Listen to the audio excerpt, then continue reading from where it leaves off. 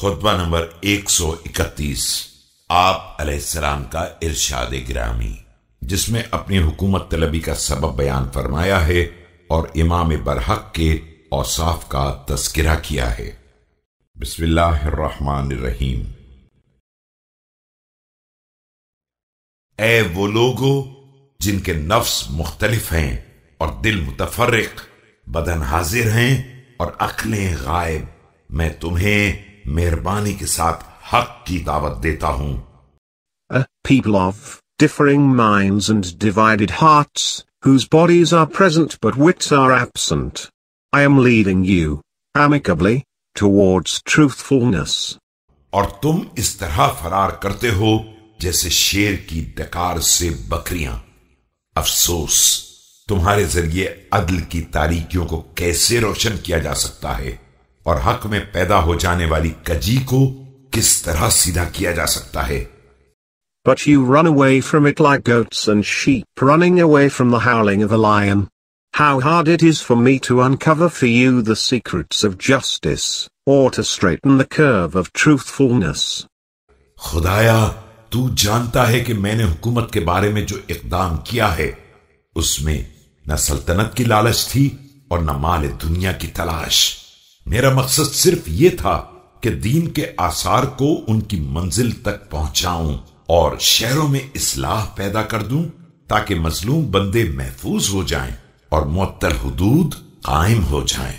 खुदाया, तुझे मालूम है कि मैंने सबसे पहले तेरी तरफ रुख किया है, तेरी आवाज सुनी है और उसे कबूल किया है, और तेरी बंदगी में रसूल अकरम सल्लल्लाहु अलैहि वसल्लम के अलावा किसी ने भी मुझ पर सबकत नहीं की है।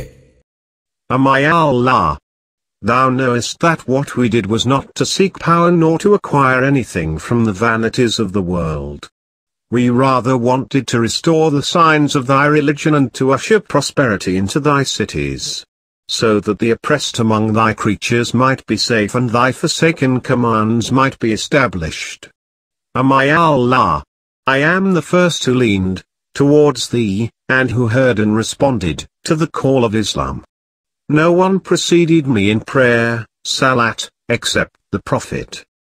तुम लोगों को मालूम है कि लोगों की आबरू, उनकी जान, उनके मुनाफे, इलाही अहकाम और इमामत मुस्लिमीन का जिम्मेदार न कोई बखील हो सकता है कि वो अम्वाल मुस्लिमीन पर हमेशा दांत लगाए रहेगा, और न कोई जाहिल हो सकता है कि वो अपनी जहालत से लोगों को गुमराह कर देगा, और न कोई बदअखलाक हो सकता है कि वो बदअखलाकी के चरके लगाता रहेगा, और ना कोई मालियात का बददियानत हो सकता है कि वो एक को माल दे देगा और एक को महरूम कर देगा, और न कोई फैसले में रिश्वत लेने वाला हो सकता है कि वो हुकूक को बर्बाद कर देगा और उन्हें उनकी मंजिल तक न पहुंचने देगा, और न कोई सुन्नत को मुअत्तल करने वाला हो सकता है कि वो उम्मत को हलाक व बर्बाद कर देगा।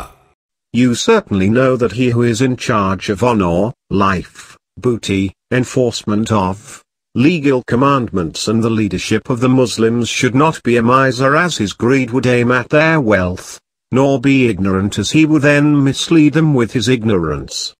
Nor be of rude behavior who would estrange them with his rudeness, nor should he deal unjustly with wealth thus preferring one group over another, nor should he accept a bribe while taking decisions, as he would forfeit others' rights and hold them up without finality, nor should he ignore Sunnu as he would ruin the people.